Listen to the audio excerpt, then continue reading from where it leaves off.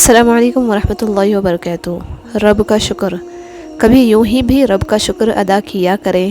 نہ جانے کتنے خطرات آپ کے پاس آنے سے پہلے پلٹ جاتے ہیں، کتنے دکھ آپ کو چھو کر گزر جاتے ہیں، کتنی خوشیاں بنا مانگے آپ کے قدموں میں رکھ دی جاتی ہے، اور کتنا سکون آپ کا مقدر بنا دیا جاتا ہے۔ اپنا مقصد اللہ کو راضی رکھنا رکھیں، لوگوں کے معیار تو بدلتے رہتے ہیں۔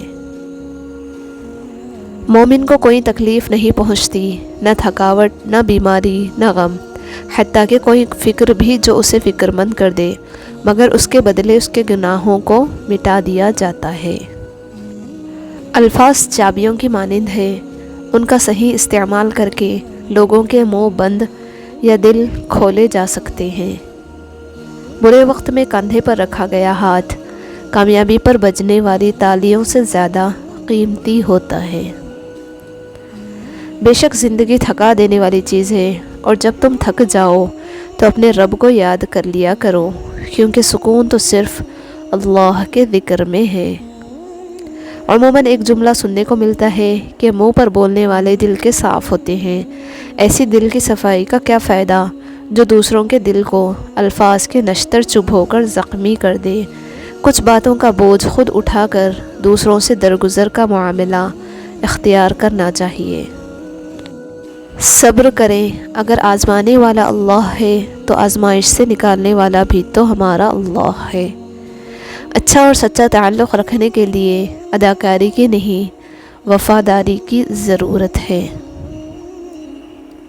کچھ رشتے اللہ خود ختم کر دیتا ہے تاکہ ہماری زندگی خراب نہ ہو۔ بے شک اللہ جو کرتا ہے بہتر کرتا ہے۔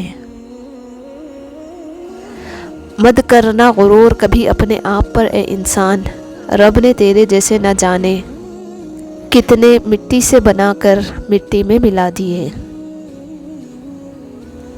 وقت بہت کچھ دے جاتا ہے، اچھی بری باتیں بہت بڑے اور گہرے زخم بھی دے جاتا ہے، اسی لیے تو گھڑی میں پھول نہیں بلکہ کانٹے ہوتے ہیں۔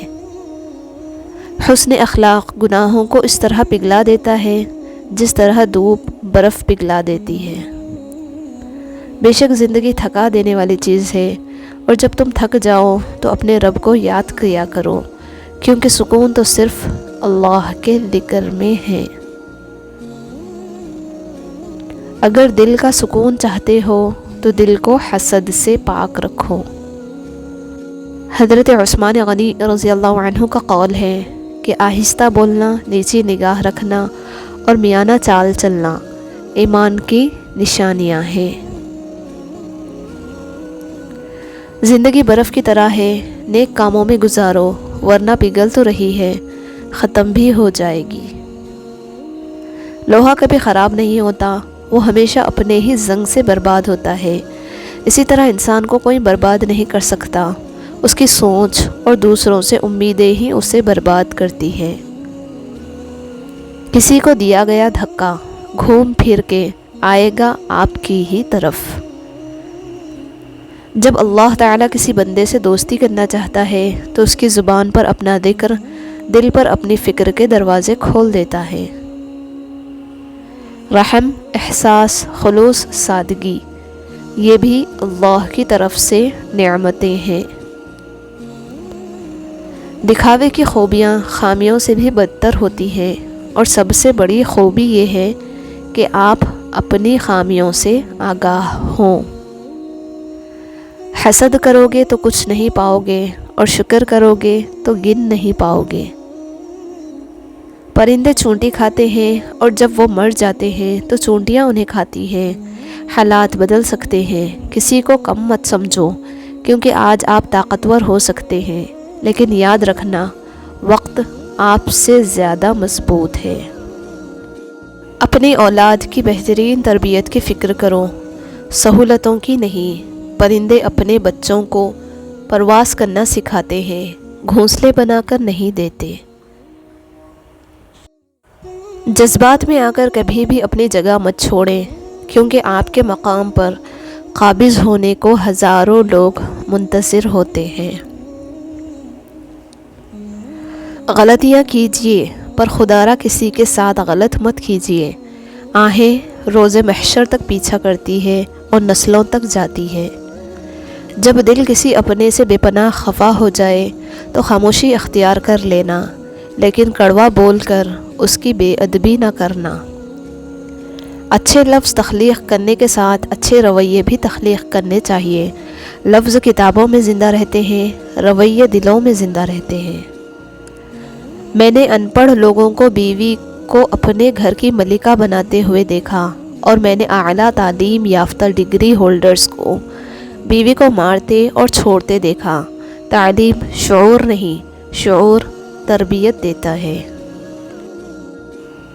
ہر ایک کی مدد کرو، یہ سوچے بنا کہ وہ آپ کی مدد کر سکتا ہے یا نہیں۔ پرندہ اپنے پاؤں اور انسان اپنی زبان کی وجہ سے جال میں پھنستا ہے۔